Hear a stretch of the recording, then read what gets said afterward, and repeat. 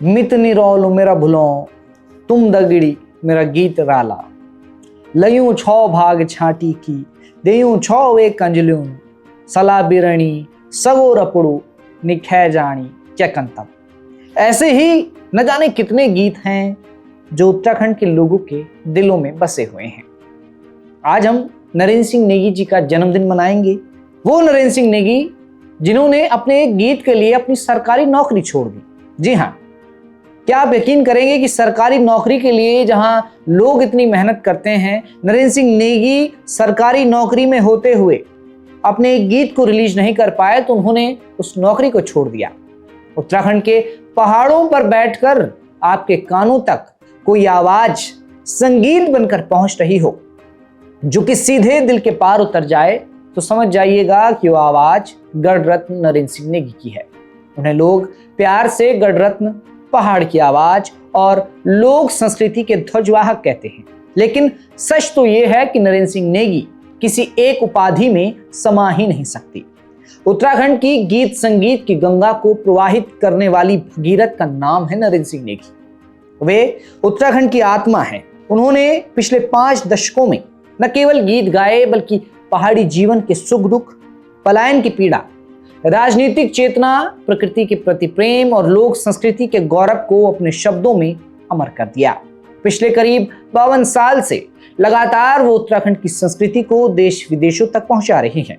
इस दौरान नौकरी से इस्तीफा, हार्ट अटैक और कई चुनौतियां उनके सामने आईं, लेकिन नरेंद्र सिंह नेगी ने हार ही नहीं मानी।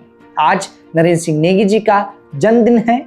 आइए उनके पूरे सुनहरे करियर पर हम एक नजर डालेंगे और जानेंगे कि नरेंद्र सिंह नेगी ने किस तरह से पिछले 52 साल से हमारी संस्कृति को सजो कर रखा है। नमस्कार, हिलमेल देख रहे हैं आप, मैं हूं आपके साथ विजय नेगी। नरेंद्र सिंह नेगी का जन्म 12 अगस्त 1949 को उत्तराखंड के पौड़ी में हुआ था।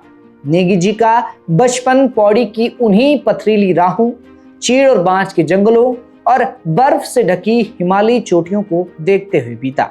बचपन से ही उनकी आंख पहाड़ की खूबसूरती के साथ साथ वहां के लोगों की रोजमर्रा की कठिन जिंदगी को बहुत गहराई से देखते हुए बीती। नरेंद्र सिंह नेगी अपनी मां के दुख दर्द देख कर बड़े हुए। उस दौर में पहाड़ों में मनोरंजन के साधन ना के बराबर थे। रामलीलाएं, पांडव नृत्य, जागर और गांव के मेले ही संगीत और अभिनय के मुख्य केंद्र हुआ करते थे। बालक नरेंद्र पर भी इन सांस्कृतिक आयोजनों का गहरा असर पड़ा। उन्हें बचपन से ही कविताएं लिखने और गुनगुनाने का शौक था। हालांकि परिवार ने कभी ये नहीं सोचा था कि उनका ये बेटा आगे चलकर पूरी लोक संस्कृति की परिभाषा बदल देगा। नेगी जी ने अपनी शुरुआती पढ़ाई पौड़ी से की। इसके बाद उन्होंने रामपुर से स्नातक की पढ़ाई की, लेकिन उनका मन हमेशा अपनी माटी और अपनी भाषा गढ़वाली में ही बसा रहा। 1970 का दशक था। उस समय गढ़वाली संगीत का कोई बड़ा व्यावसायिक बाजार नहीं था। लोकगीत केवल शादियों और त्योहारों तक सीमित थे या फिर आकाशवाणी पर कभी कभार बज जाते थे। नरेंद्र सिंह नेगी ने अपने करियर की शुरुआत तब की जब उन्होंने अपने बनाए गीतों को खुद लिखना और उन्हें धुन देना शुरू किया। उन्होंने तब के मशहूर संगीतकार, तबला वादक और संगीत प्रेमियों के साथ मिलकर काम करना शुरू किया। साल 1974 में नरेंद्र सिंह ने अपना पहला गाना लिखा और उसे रिकॉर्ड किया और गाने के बोल थे, सैरा बस ग्याल पूर्णमा, रूढ़ी कुटणमा, यूंद पीसी बीतना, न्यारा सदनी दिन गैना। ये जो पहला गीत था ये पहाड़ की महिला की व्यथा पर था। संभवतः ये उन्होंने अपनी माता के लिए लिखा था, क्योंकि नरेंद्र सिंह नेगी ने हमेशा ये कहा है कि उन्होंने जो भी सैड सॉन्ग गाए हैं उनकी नायिका हमेशा उनकी माँ रही है। वहीं से उन्हें वो प्रेरणा मिली है। ये वो दौर था जब स्पूल टैप और कैसेट का जमाना आ रहा था। नेगी जी की आवाज में जब गढ़वाली गीत माला के हिस्से लोगों के कानों तक पहुंचे तो पूरे उत्तराखंड में हलचल मच गई। लोगों को पहली बार महसूस हुआ कि उनकी अपनी भाषा गढ़वाली में इतनी मिठास, इतना दर्द और इतनी काव्यात्मक गहराई हो सकती है। नरेंद्र सिंह नेगी के संगीत की सबसे बड़ी खासियत यह है कि वे केवल एक प्रकार के गीत नहीं गाते। उनके गीतों की रेंज इतनी बड़ी है कि हर उम्र और हर वर्ग का इंसान उनसे जुड़ाव महसूस करता है। उत्तराखंड की सबसे बड़ी त्रासदी रही है पलायन।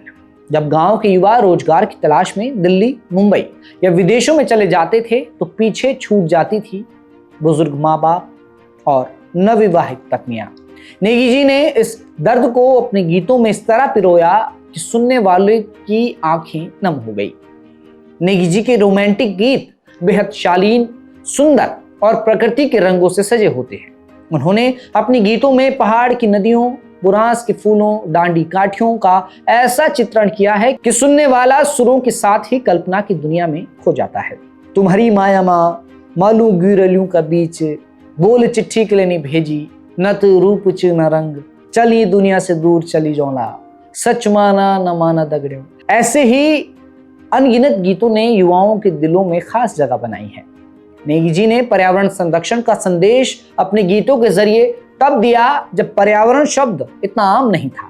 उन्होंने पेड़ों की कटाई, नदियों के सूखने और पहाड़ों के दरकने की चिंता को बेहद संवेदनशीलता से उठाया।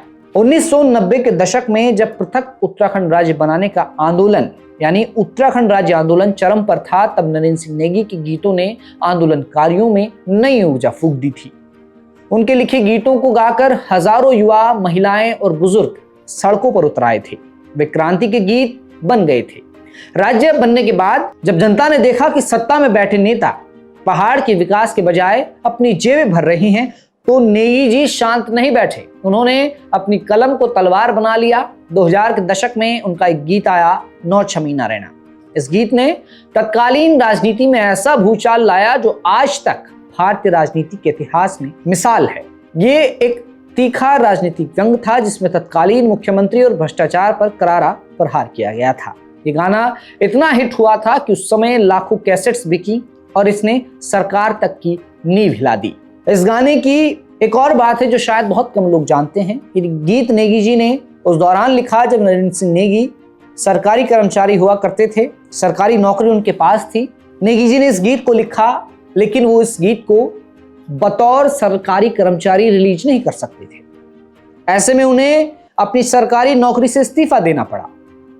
वो सरकारी नौकरी जिसके लिए आज युवा तैयारी करता है, खूब मेहनत करता है, लेकिन महज एक गीत के लिए नरेंद्र सिंह नेगी ने उसी सरकारी नौकरी से इस्तीफा दे दिया। और वो गीत था नौ छमी ना रहना। क्योंकि उस वक्त प्रदेश में कांग्रेस की एनडी तिवारी सरकार थी और एनडी तिवारी सरकार के दौरान जो भी भ्रष्टाचार हो रहे थे उस पर नेगी जी ने ये प्रहार किया। इस गीत को प्रहार के रूप में देखा गया और नेगी जी ने उस नौकरी को छोड़ दिया, क्योंकि सरकार के विरुद्ध बतौर सरकारी कर्मचारी आप इस तरह न कविता लिख सकते थे न गा सकते थे। तो नेगी जी को फिर अपनी नौकरी छोड़नी पड़ी। नेगी जी ने कभी किसी एक राजनीतिक पार्टी का पक्ष नहीं लिया। जो भी सत्ता में रहा और जिसने भी पहाड़ों की अनदेखी की, नेगी जी ने अपने गीतों से उस पर बेबाक प्रहार किया। यही वजह है कि जनता उन्हें अपना सच्चा प्रतिनिधि मानती है। नेगी जी का निजी जीवन बहुत ही सादा और जमीनी रहा है। वो देहरादून में अपने परिवार के साथ रहते हैं। उनकी पत्नी उषा नेगी ने हर मुश्किल वक्त में उनका साथ दिया। साल 2017 में नरेंद्र सिंह नेगी जी के प्रशंसकों और पूरे उत्तराखंड के लिए एक काला दिन आया, जब नेगी जी को अचानक दिल का दौरा पड़ा और हालत बहुत गंभीर हो गई। उन्हें आईसीयू में भर्ती किया गया। उस दौरान पूरे उत्तराखंड में सन्नाटा छा गया। देश विदेश में बसे लाखों लोगों ने मंदिरों में पूजा अर्चना की, मन्नत मांगी, प्रार्थना की और एक जनता का अपने लोक गायक के प्रति निस्वार्थ प्यार था कि नेगी जी उस मौत के मुंह से हंसते हुए बाहर निकल आए। नरेंद्र सिंह नेगी जी ने 1000 से ज्यादा गीत लिखे और गाए और आज भी नरेंद्र सिंह नेगी स्टेज प्रोग्राम करते हैं। यूट्यूब में उनके गीत आते हैं। उनके कई एल्बम जैसे गढ़वाली गीतमाला, समलौन, गीत गंगा, अब कदगा खेलो, बुरांस, तुम्हारी माया माँ, माया को मुंडारो, संगीत की दुनिया में ये मील का पत्थर है।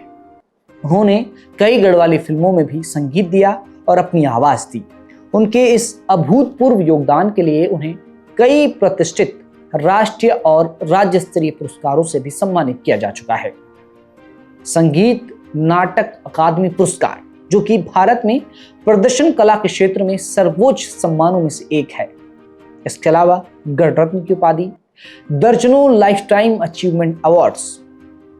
लेकिन नेगी जी हमेशा ये कहते हैं कि उनका सबसे बड़ा पुरस्कार किसी हॉल में मिला मेडल नहीं, बल्कि किसी गांव की बूढ़ी मां की आंखों के वो आंसू जो उनकी गीत सुनकर छलक पड़ते हैं। नरेंद्र सिंह नेगी केवल एक व्यक्ति नहीं है, वे एक संस्था है, एक आंदोलन है। आज आधुनिकता के दौर में हमारी क्षेत्रीय भाषाएं और बोलियां धीरे धीरे लुप्त होने की कगार पर हैं। तब नेगी जी के गीत हमारी आने वाली पीढ़ियों को उनकी जड़ों से जोड़े रखने का सबसे बड़ा जरिया है। उन्होंने गढ़वाली भाषा को यह सम्मान और वैश्विक पहचान दिलाई जो शायद ही कोई और दिला पाता। नरेंद्र सिंह नेगी ने वो गीत भी लिखे जब पहाड़ से नौकरी करने के लिए युवक शहर जाता है और शहर में अपने पहाड़ों को याद करता है। दो बिछड़े प्रेमियों के गीत नेगी जी ने लिखे। पहाड़ के किसी डांडी काठी में खास काटती महिला का गीत नरेंद्र सिंह नेगी ने लिखा। डूबती हुई टिहरी पर नरेंद्र सिंह ने गीत लिखा। लगातार हो रहे पलायन पर नरेंद्र सिंह नेगी ने गीत लिखा। राजनीति पर नेगी जी का गीत है। हर मौसम में हर रिश्ते पर नरेंद्र सिंह नेगी का गीत आपको जरूर मिलेगा। आज नरेंद्र सिंह नेगी 77 साल के हो गए। एक दौर था जब नरेंद्र सिंह नेगी के गीत रेडियो में सुनने को मिलते थे। जमाना बदला, टैप रिकॉर्डर का जमाना आया। नरेंद्र सिंह नेगी के गीत टैप रिकॉर्डर में लोगों ने सुने। फिर और एडवांस जमाना हुआ, कैसेट्स का जमाना आया। कैसेट्स में नरेंद्र सिंह नेगी के गीत लोगों ने सुने।